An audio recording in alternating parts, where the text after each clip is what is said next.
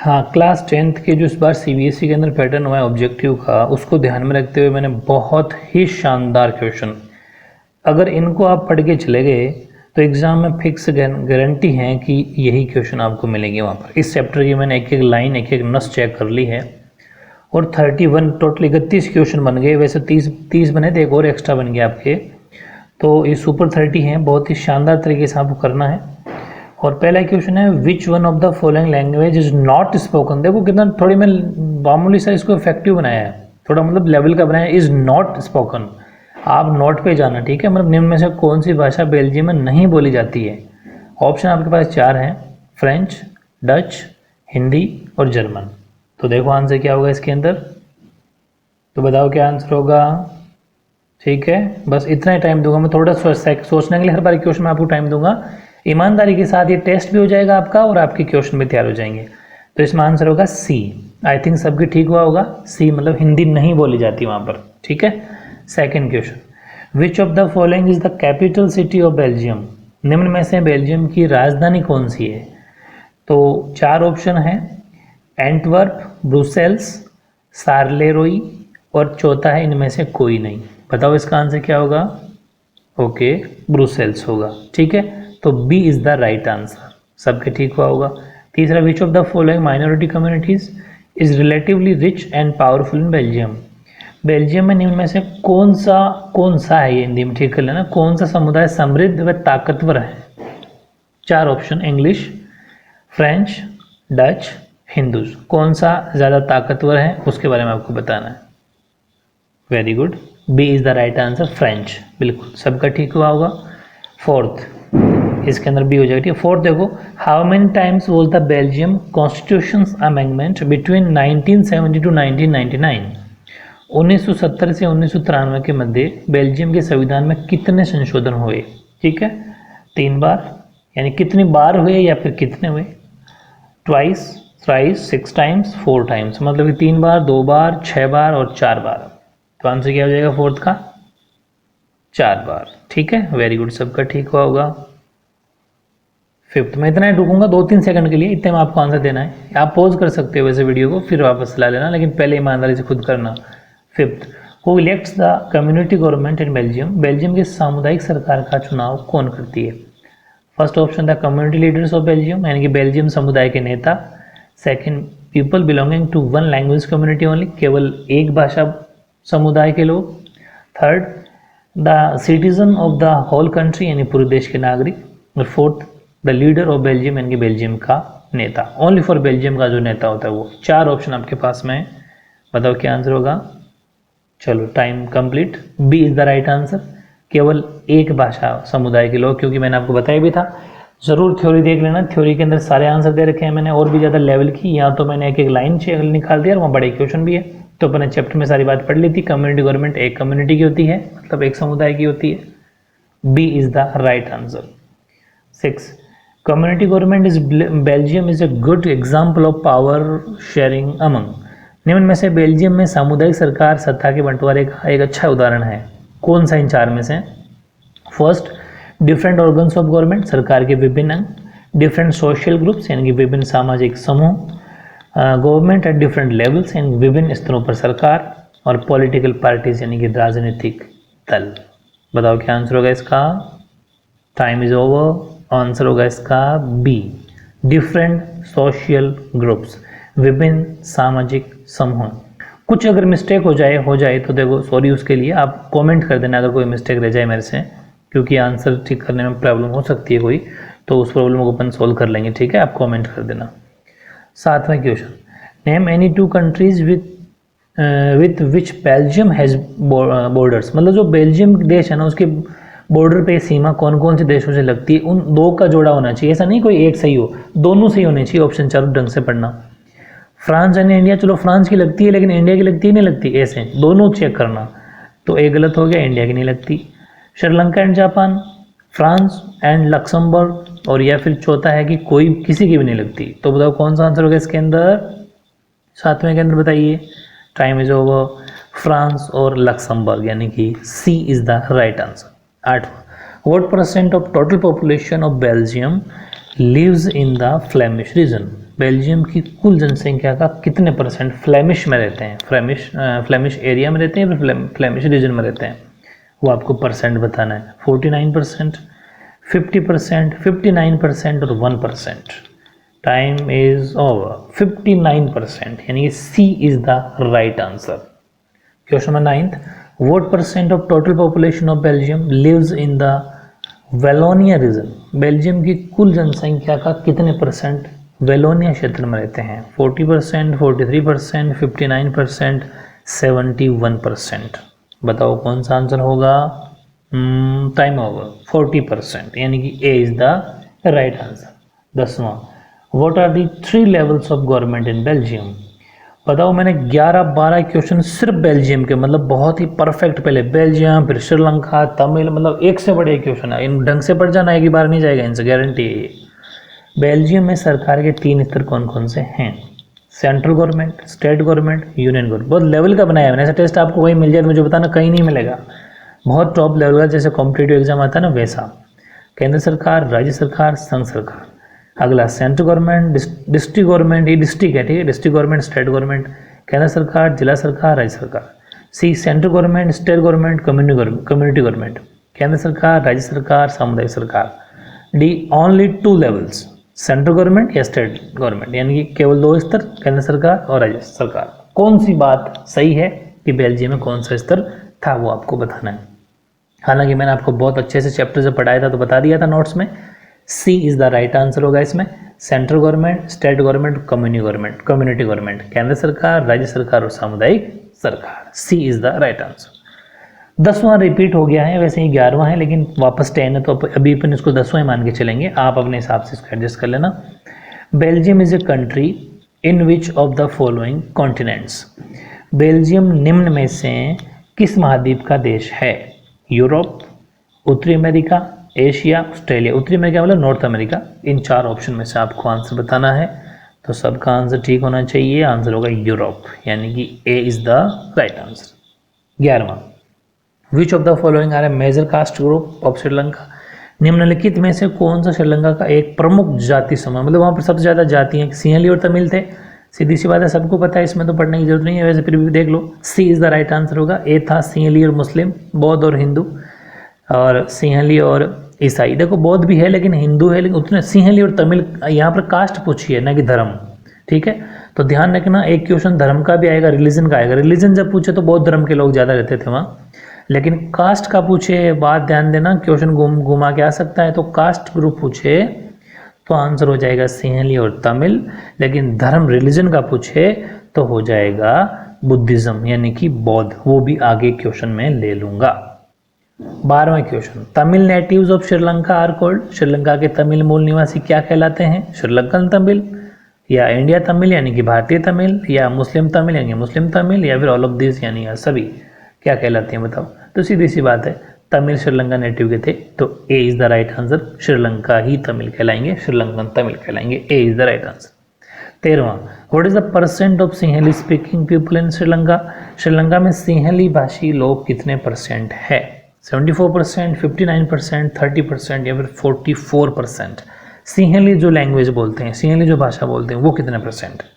Time is over. First A is the right answer. 74% इसका answer हो जाएगा। 14, विच one of the following is the main religion of Sri Lanka. ठीक है, मैंने ले लिया वाला क्वेश्चन, यही था वो। निम्न में से श्रीलंका का कौन सा धर्म है? तो बौद्ध धर्म को मानने वाले लोग श्रीलंका में ज्यादा हैं, बुद्धिज्म यानी कि बौद्ध धर्म। 15, अच्छा इसमें 14 में ए राइट आंसर कर लेना, ठीक है। 15, विच वन लिखना भूल गया था मैंने, से मैथ्स का लिख दिया, वैसे ONE लिख कर लेना आप। Which one of the following languages was recognised as the official language of Sri Lanka in 1956। निम्न में से किस भाषा को 1956 में श्रीलंका की आधिकारिक भाषा के रूप में मान्यता दी गई? तमिल, इंग्लिश यानी कि अंग्रेजी, हिंदी या सिंहली। टाइम आपके पास है और इस तरीके से टाइम इज ओवर। सिंहली भाषा को वहाँ पर मान्यता मिली थी 1956 के अंदर, तो इस हिसाब से D is the right answer. ऐसे ही 16वां क्वेश्चन देखो, what did Sri Lankan gain independence, यानी कि श्रीलंका को स्वतंत्रता या फिर आज़ादी कब मिली? 1949, 1950, 1952 या फिर 1948।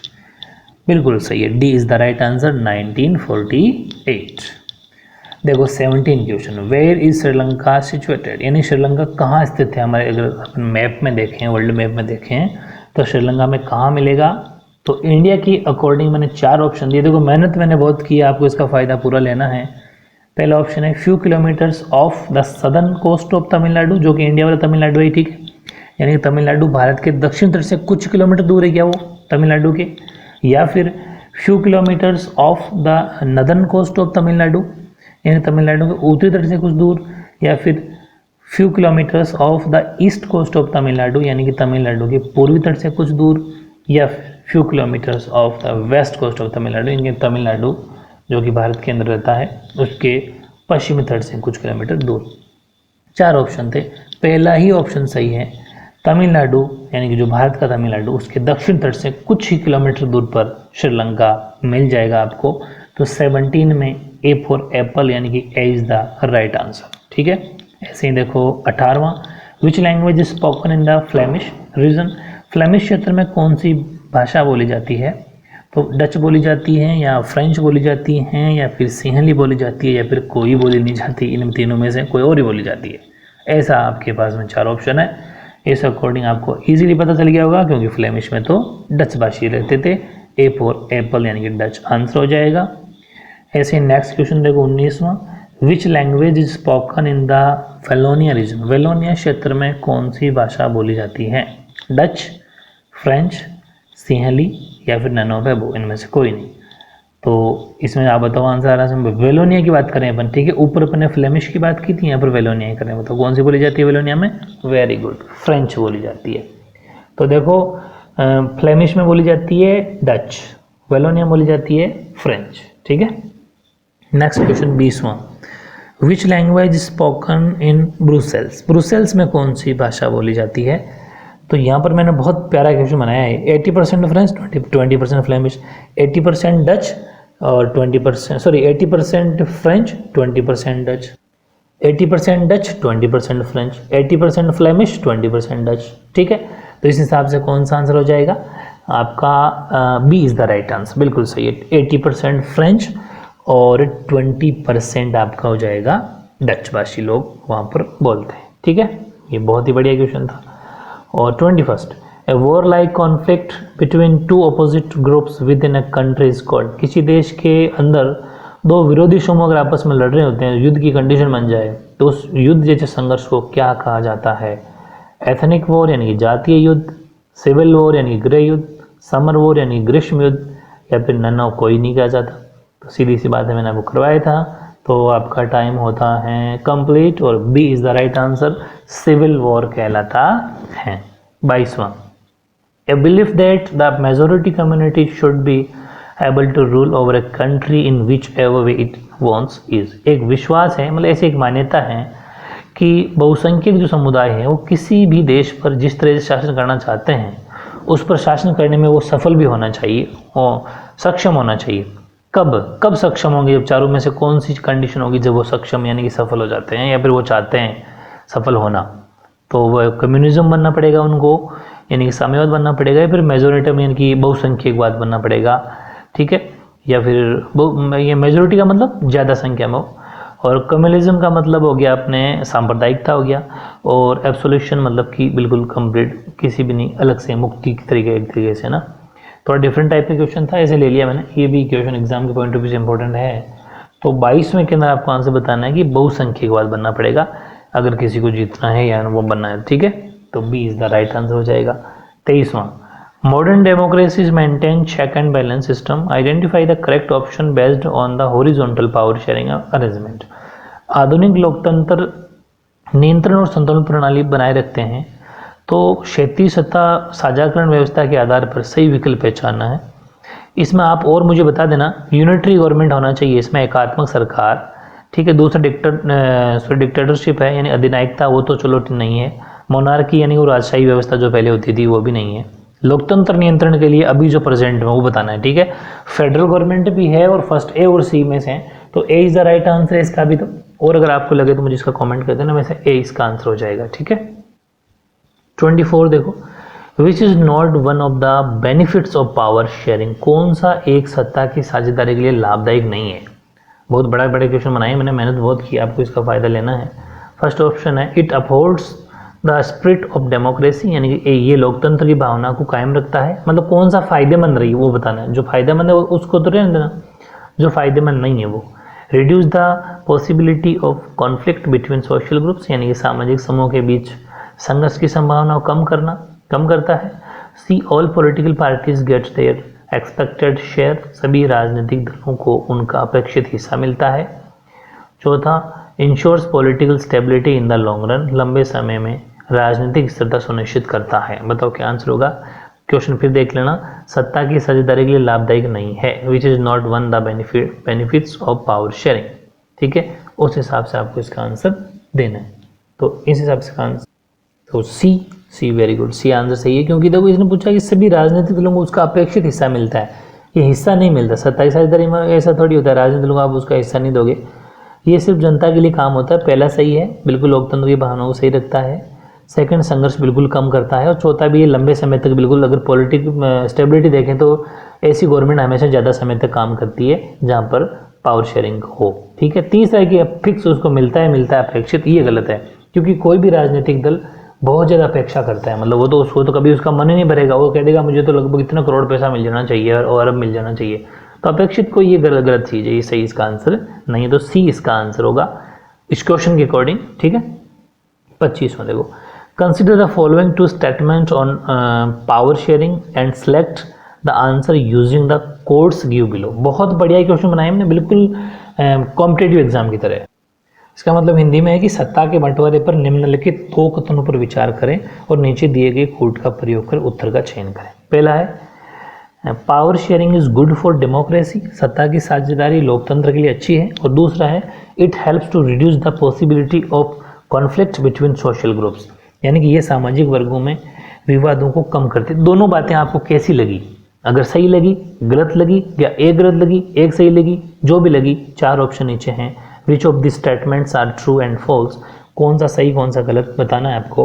पहला है ए सत्य है लेकिन बी असत्य है, A is true but B is false, ये बात सही है क्या, तो आप देख लो। सेकंड, ए व बी दोनों सही लगे आपको, both A and B are true, या फिर ए व बी दोनों गलत लगे आपको, both A and B are false, या फिर आपको ए ठीक लगा, सॉरी ए गलत लगा लेकिन बी सही लगा, A is false but B is true. तो कौन सा आंसर होगा, एक बार आपको इसका आंसर मुझे देना है। ठीक है, तो क्या होगा, दोनों ही सही है, वेरी गुड, यानी कि B for boy, B is the right answer होगा इसका 25 में। अब देखो 26, at which place was the tension between 2 communities more acute. बहुत ही प्यारे क्वेश्चन, लाइन टू लाइन को छोड़ा ही नहीं पीछे, इनको अगर पढ़ लिया तो कुछ बाहर जाने का चांस ही नहीं बनता। किस स्थान पर 2 समुदायों के बीच तनाव ज्यादा था या फिर अधिक तीव्र था। सीधी सी बात है। अच्छा, एक बार पहले आपसे पूछता हूँ, वेलोनिया या फिर ब्रुसेल्स या फ्लेमिश या श्रीलंका, 4 ऑप्शन आपके पास है। बिल्कुल सही answer B for boy, Brussels, क्योंकि ब्रुसेल्स में 80-20 का रेशियो होता है, 80% 20%। तो वहां पर मैंने कहा था ना, ब्रुसेल्स में सबसे ज़्यादा तनाव था। सीधी सी बात है, 80 और 20 बहुत बड़ा फर्क है बीच में, इसलिए वहां पर तनाव हमेशा रहता था। अगला देखो question number 27, in which type of, वो बीच में लिखना भूल गया था, ऊपर लिख दिया मैंने, type of government power sharing is good. किस प्रकार की सरकार सत्ता की साझेदारी में अच्छी है। पहले डेमोक्रेसी यानी कि लोकतंत्र, बिल्कुल सही है। यूनिटरी एकात्मक, फेडरल यानी संघीय, ये प्रचोदक कोई नहीं। सीधी सी बात है, सत्ता की साझेदारी के लिए हमेशा डेमोक्रेसी यानी कि जो लोकतंत्र की सरकार है वो हमेशा सही सरकार होती है। मैंने बहुत अच्छे से आपको चैप्टर में जब पढ़ाया था तब सब बातें समझाई थी। ठीक है, बहुत ही बढ़िया रिवीजन हो जाएगा, अच्छे से करना ईमानदारी से, जितना गलत होते हैं इस टेस्ट को बार बार देते रहना। ठीक है। 28, what is the percent Tamil speaking people in Sri Lanka. Sri Lanka में तमिल भाषी लोग कितने परसेंट है, 74% है या 18% है या फिर 71% है या फिर ओनली 41% है। 28वें के अंदर आपको बताना है। तो तमिल स्पीकिंग है ना, जो तमिल भाषी लोग हैं, जो तमिल की लैंग्वेज बोलते हैं, वो सिर्फ और सिर्फ कितने हैं, B for boy, very good, 18%। 29 देखो, name the Sri Lankan community that follow Buddhism. बौद्ध धर्म को मानने वाले श्रीलंकाई समुदाय का नाम बताना है। बहुत ही बढ़िया क्वेश्चन है। सिंहल स्पीकिंग पीपल यानी कि सिंहली भाषा लोग, भाषी लोग, या फिर डच स्पीकिंग लोग एंड डच भाषी लोग, या फ्लेमिश पीपल एंड फ्लेमिश लोग, या फिर कोई नहीं इनमें से। तो आपको ये बताना है कि जो बौद्ध धर्म को मानने वाले हो वो कौन सी भाषा बोलते थे, जो बौद्ध को मानते थे लेकिन अपनी लैंग्वेज ही बोलते थे। कौन सी बोलते थे? बिल्कुल सही, जो सबसे ज़्यादा थे सिंहली। सिंहली भाषी लोग सबसे ज़्यादा थे। तो सिंहली भाषी लोग होते जो बौद्ध धर्म को मानते थे, ठीक है, श्रीलंकाई समुदाय में। ए इज़ द राइट आंसर, ठीक है। और लास्ट 30, और वैसे 31 है वैसे काउंटिंग में तो, और वैसे 30 है अपने हिसाब से इसमें। तो which country do Indian Tamils belongs to? भारतीय तमिल किस देश में, किस देश से संबंधित हैं? 4 ऑप्शन आपके पास है, जर्मनी, श्रीलंकन, ब्रिटेन, ऑल, यानी कि जर्मनी, श्रीलंका, ब्रिटेन, या फिर सभी तीनों ही। तो इसमें से सीधी सी बात अपने पढ़ा था, तमिल, श्रीलंकन, पूरी बातें पढ़ी थी ना, तो कौन सा आंसर होगा? श्रीलंका के अंदर, बिल्कुल सही। तो बी फॉर बॉय इसका आंसर हो जाएगा। तो मैं उम्मीद करता हूँ कि आपके 31 या 31 में 31 आए होंगे। कोई छोटी मोटी मिस्टेक अगर रह गई तो आप कमेंट कर देना। इनको अच्छे से अगर पढ़ के चलेगी तो आपके बहुत अच्छे मार्क्स आ जाएंगे। एक सिंगल क्वेश्चन से बाहर जाएगा नहीं, क्योंकि मैंने कुछ छोड़ा ही नहीं। और हर टेस्ट के बाद मैं आपको एक सुविचार लिखूंगा हमेशा। इसको हमेशा अपने कहते हैं ना कि दिल में उतारना है, और अपने प्रति इसको बिल्कुल पॉजिटिव के साथ में सोचना है कि जो अपने समय का सबसे ज़्यादा दुरुपयोग करते हैं वे ही समय की कमी की सबसे ज़्यादा शिकायत करते हैं कि यार मेरे पास तो टाइम नहीं था इसलिए, जबकि उसने टाइम को ऐसे ही वेस्ट कर दिया। दुरुपयोग का मतलब वेस्ट कर देना। तो इसलिए आप टाइम का हमेशा सदुपयोग करो, दुरुपयोग मत करो। टाइम का अगर यूज़ करोगे तो लाइफ बहुत आगे आप जाओगे, ठीक है। तो wish you all the best, आपके एग्ज़ाम अच्छे हो, ठीक है, ओके।